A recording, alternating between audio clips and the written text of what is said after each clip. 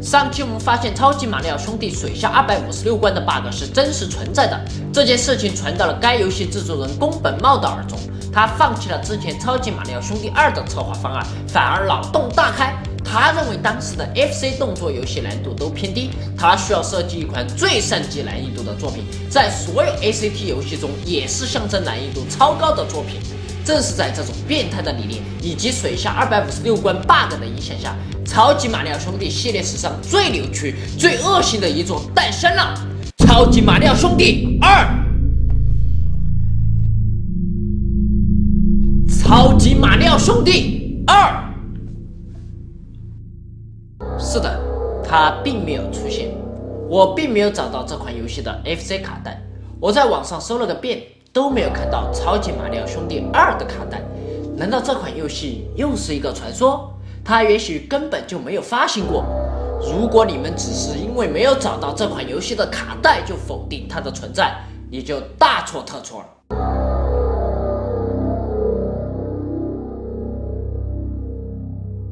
1986年，任天堂干出了游戏史上最无法让人理解的荒唐事儿。他们在这一年推出了 FC 的衍生系统磁碟机，国内的黄卡玩家甚至连美国的玩家都根本不知道这套玩意儿。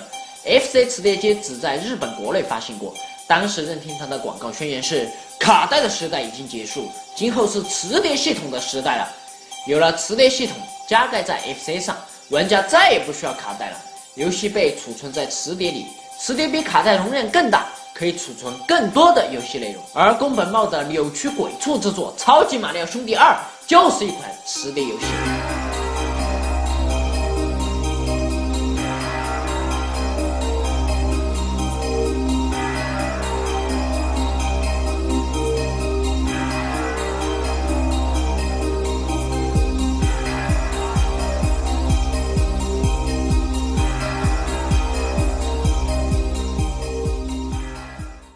为了亲自体验超级马里奥兄弟2的鬼畜与变态，我搞到了1986年生产的 FC 磁碟系统。它有2个部分，一个是杂式 RAM 转换器，用来插进原本的 FC 的卡槽里；另一个是磁碟软区，磁碟游戏就是插进这里运行。通过一条数据线，磁碟软区的数据进入杂式 RAM 转换器，最后到达 FC 进行画面输出。而磁碟系统本身还需要额外的6颗2号电池，磁碟系统连接好后就可以运行游戏了。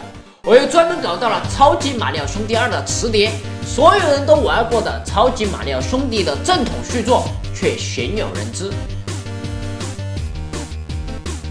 插入磁碟，我们就可以开始游戏了。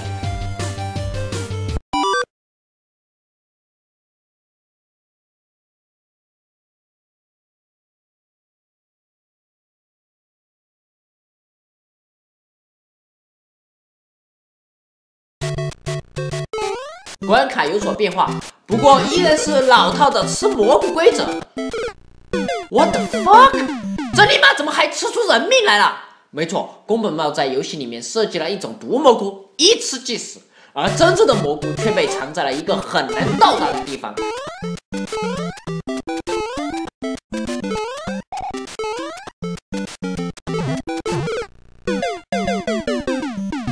到了1杠2，一开始就是一个需要加速跳的大坑。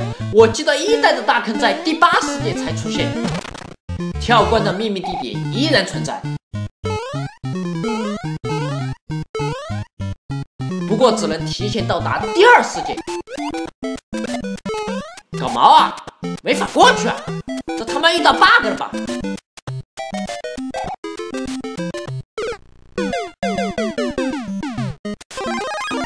乌贼在空中，好吧，看来宫本茂的确没有少受水下256关 bug 的影响。这里如果你把龟壳向右推是必死无疑的，因为你需要实时踩在灰太狼身上才能顺利过去。妈的，这才2杠4了，大哥！我操，费了962斧之力，终于来到3杠1了。这里居然有个弹簧！我操！马里奥飞起来了，他飞过了终点，根本停不下来！哇！看我发现了什么，又可以跳关了，耶！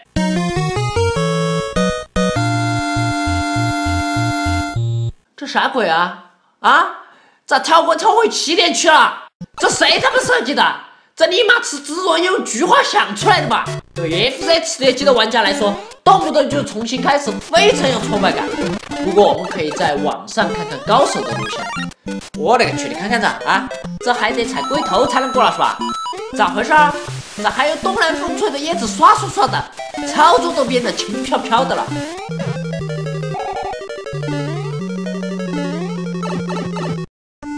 这地道下水也是水下256关 bug 创意的。如果你认为自己历经9981年终于打通了游戏8个世界32关，可以长舒一口气时，那你就错了。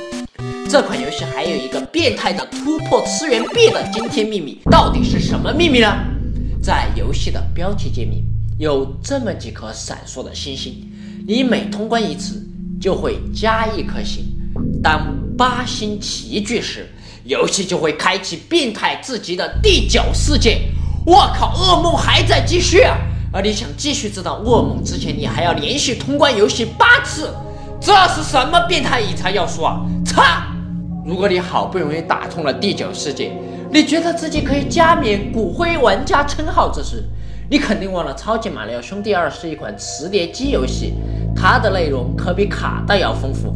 在第9世界完成后，还会追加 A、B、C、D 4个世界，总计16关的变态难度来鞭挞你、蹂躏你。这游戏尼玛绝对是给抖 M 设计的，宫本茂在80年代绝对是 SM 运动的倡导者。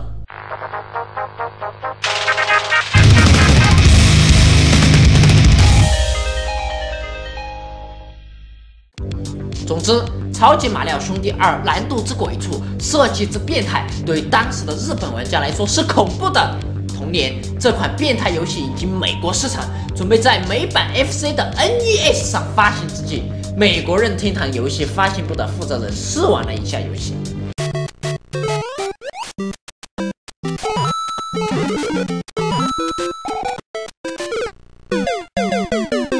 这是什么鬼？你们这是在侮辱美利坚合众国人民的智商！这样的游戏必须被禁止！哎呀，负责人一句话，宫本茂这开了脑洞的《超级马里奥兄弟2》在美国大陆就被砍掉了，一款席卷全球的经典游戏的正统续作就这样被否定了。那美国人民玩个毛啊！别担心，美国人民有了自己的《超级马里奥兄弟2》，哇哦，专门为美国人民打造的。日本的超级马里奥兄弟2沿用1代的素材，重新打乱编排，难度变态，诚意欠缺；而美国人民的超级马里奥兄弟2全新的剧情，全新的敌人，而且还有4个角色可供选择。我操，诚意太足了！当日本人民还在采蘑菇、跳龟头的时候，美国人民已经开始在拔萝卜、4连拨千斤了！哇哦！你有没有发现美国版的超级马里奥2有点诡异啊？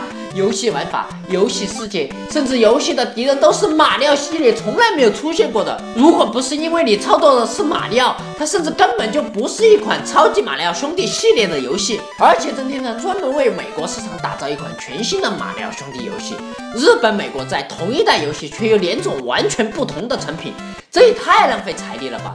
你以为任天堂有这么良心？你知道Capcom卡表吧？卡表弱爆了！在30年前，我们有任表。就在美国人民欣喜地接受属于自己的独占超级马里奥兄弟2的时候，他们甚至嘲讽日本玩家只能玩宫本茂搞的变态2代，而自己却优越到可以用马里奥拔萝卜。在美国玩家乐开花的时候，他们不知道在日本有一款几乎没有人玩过的叫 Yumi Kojo Doki Doki Panic 的游戏。为什么要提到这款游戏？不要走开啊！接下来你就知道真相了。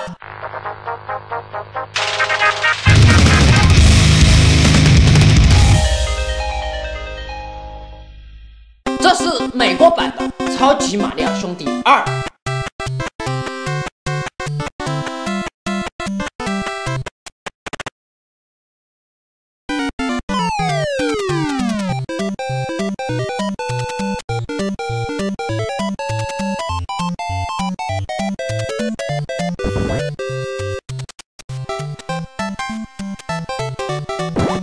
这是日本的一款叫做 Yumi Kojo Doki Doki Panic 的游戏。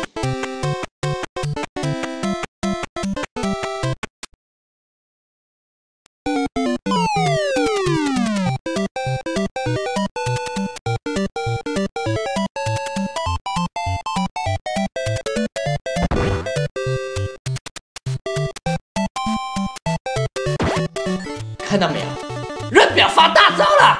没错，为了应对美国任天堂突如其来砍掉超级马里奥兄弟2的行为，任天堂只好拿出一款早就在日本发售过的动作游戏，只是把里面的人物替换成马里奥就滥竽充数、鱼目混珠，匆忙的在美国上市了。这就是为什么美国版的超级马里奥兄弟2如此诡异、如此另类。而对此，美国版的超级马里奥2官方剧情是马里奥做了一个梦，尼玛做梦你还梦到别的游戏去了。如果你认为这一切就是任表的话，你就太小看他了。过了一段时间，任表又在磁碟机上推出了超级马里奥兄弟初代的磁碟版。这尼玛初代不是有卡带了吗？在同一主机上换个介质就可以再炒一次冷饭，这一招可是连只会跨主机炒冷饭的卡表都望尘莫及的。而据说卡带和磁碟的超级马里奥兄弟几乎没有区别，任表在80年代就这么尿性，震惊啊！如果你认为这一切就是任表的话，你就太小看他了。过了一段时间，任表又在磁碟机上推出了超级马里奥兄弟初代的磁碟版。我操，不是已经推出过了吗？